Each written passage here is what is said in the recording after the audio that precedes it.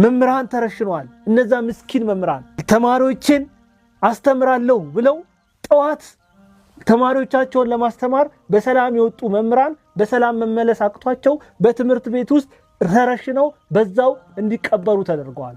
መስቀል የያዙ መስቀልን አሳልመው ባርከው ቀድሰው ማህበረሰቡን ጥሩ ነገር የሚያስተምሩ አባቶችን በእንብርክክ እንዴት አድርጋችኋል?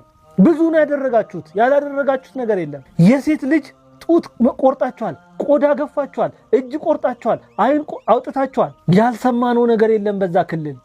ያልተፈጸመ ነገር የለም በዛ ክልል። ይሄ ሁሉ እንዲሆን እኮ ምክንያት የሆናችሁት እናንተ ናችሁ። እያንዳንዱን ዘግናኝ የሚባሉ ነገሮች የምታደርጉት እናንተው ናችሁ። ይሄንን የተናገርነው እኛ ፈጥረን አይደለም። እዛው መንግስት ካወያያቸው ማህበረሰቦች የሚወጣ መረጃ ነው።